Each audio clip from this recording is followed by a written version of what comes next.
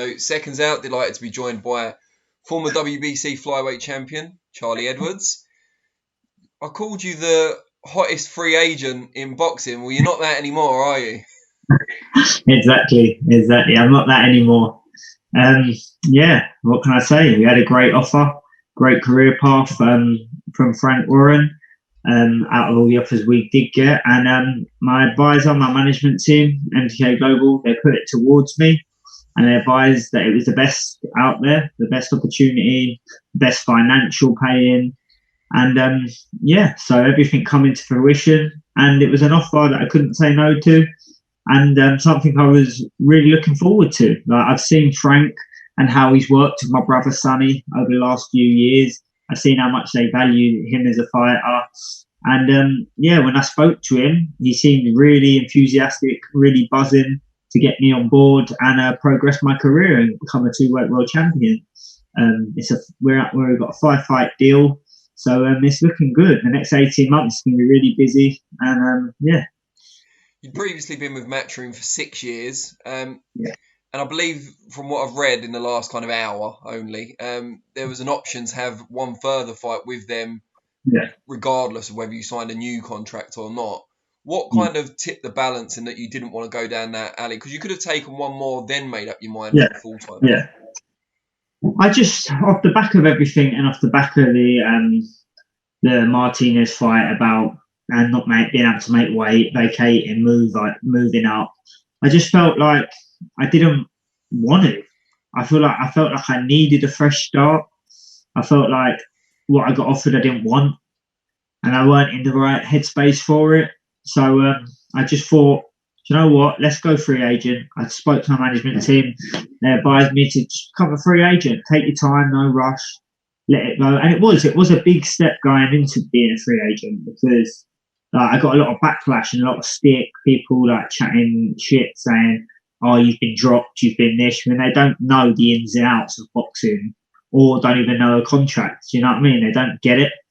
And so I got through that time. Then obviously all this COVID stuff, and then the offers started all coming in, and we struck while the iron was hot, and it was a great offer. Is it fair to say there were offers from both sides of the Atlantic before you made up your mind? Yeah, there was talks both sides of the Atlantic, yeah, but I just felt, you know what, Frank Warren's British, and going over to America and that, you're already wanting to be beat. Do you know what I mean? Frank's really going to look after me. BT Sport are really going to promote me and push me. Got a lot of support from British fans over here, so I like fighting in front of the British public. And also, if I'm going to go to America and fight, look at Fury. Frank Warren promotes him, so on them undercards I can be on, and other undercards like that. So yeah, like the future's bright. It was a no-brainer for me. Being British, I think if you go to the American fighters, you can get lost. You know, so. And having shared that long relationship with Eddie Hearn Matchroom previously, did you kind of break the news to him personally that you decided to go another way, or did your management team deal with that? My management team has dealt with it all. I don't know if you see, I just put a message out thanking him, thanking Barry.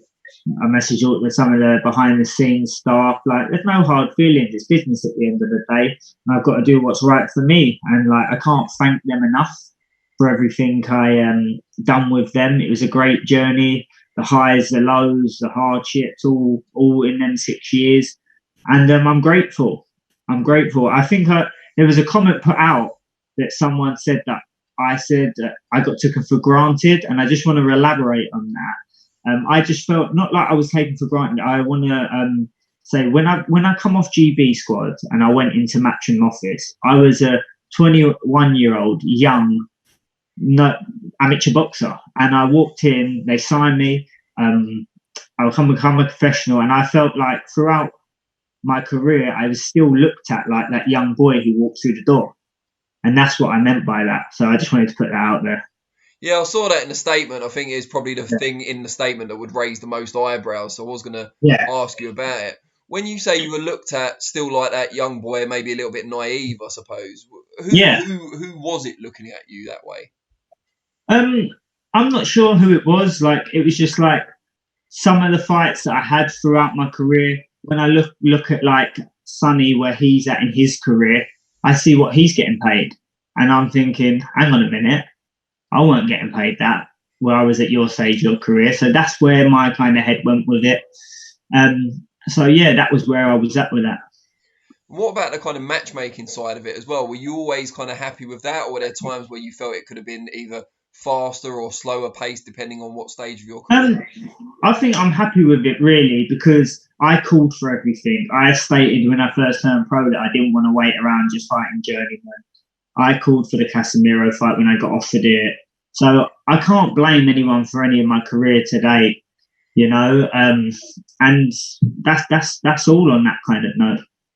What kind of stuff has Sonny been saying to you over the years about Frank Warren, how he's been treated by him and his experiences? Because that's obviously had an influence as well. Yeah. Well, he hasn't really said or spoke. All I know is me and my brother are that close. We discuss fight versus business because at the end of the day, we can bounce off each other in this game, you know. And when we've had sit down discussions on that, I've noticed what Sonny's been earning and stuff, and I know what I could have been earning. So it's one of them ones. But I've seen a lot of it firsthand, how Sonny's been looked after. You know, he don't need to say, well, this is what this, that. I've been there. I've been at the shows since he's been pro, speaking amongst them, having a laugh with them. And they always was on me saying, when are you going to come sign for us? When are you going to come? And I just used to laugh. And when I was in contact, I used to go, show me the money. And they certainly have. And looking at it like that, I mean, it was a long period where all the Smith brothers were promoted by Eddie Hearn, and Liam Smith was with Frank Warren, and eventually made the move over. How significant a factor was it that Sonny was with Frank Warren, doing well with Frank Warren? It means now there's the chance of you guys sharing bills, perhaps even topping bills together in the future. Yeah, definitely. Well, that's always been one thing on my bucket list. We've always wanted to fight in the pro ranks on the same cards. Who says we can't have like an Edwards card? Do you know what I mean? And like, who says we're both knocking on doors again for world titles? So who says we ain't going to get a world title shot on the same night and then go and win it? And then that's history in the making. So we've always had this kind of dream to bounce off each other. I believe both of us being with one promoter, it makes us even more of a selling point. More people will be interested, and it's going to be a great journey. And then thoughts start to turn to the future as much as they can in the current environment. When do you, from the discussions you've had, when do you see yourself back? And presumably it will be behind closed doors initially. Yeah, behind closed doors. Frank asked me if I wanted to, which I agreed I wanted to straight away.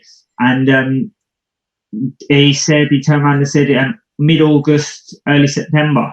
So, yeah, not long, which is good. From kind of stuff that's been said to me, it's looking like the initial behind closed doors stuff for Frank Warren, the plan is to have it at BT Studios. Yeah. Have you been there previously? Have you had a look around? It looks like a pretty cool place to stage a boxing show. Yeah, it's great. As soon as I spoke to Sonny and he told me that, I was like, well, that's a great venue because it looks so professional. I've been there for weigh-ins, press conferences. It's a great. It'll look unbelievable on TV. So it's they've got the ideal spot really, and so to get behind closed doors for me, it's a great opportunity because more people are going to be tuning in to behind closed door stuff than people ever did before because people are sitting at home bored. So it gives us an opportunity to get our brand and our name out there even more. What about in terms of weight? Because you've dabbled kind of and thought about it a lot since being weight drained against Martinez, moving up from flyweight. You've got a world ranking at Superfly, but Bantam could be your natural home. Will you go in the next fight around Superfly to test it out? Well, in this time, I think it's going to be good because at world level, I'll fight at Superfly. Like, I believe I'm a world level Superfly fighter, but I'm not naive and I'm not deluded to say I'm a bantamweight world level fighter because I ain't yet. So this time is a good time for me because if we have to fight British opponents, I can fight at bantamweight. So I can fight at super flyweight, I can fight in between. So it becomes one of them factors of if any British fighter wants it, they know who to call now. So it's one of them. People out there are going to talk about this, not just in terms of your career, but in terms of a huge move between the UK's two biggest promoters. You know, it's a major statement that someone's moved from Matchroom and Sky to Frank Warren and BT. Does that put extra pressure on your shoulders, or do you kind of embrace it as you know, you're a big deal? It's a big move. Yeah, I think I embrace it. It's good. It's new goals, new achievements to hit. I can prove myself to a lot new audience, people watching BT, and it's good. It's good. It brings a hype factor back.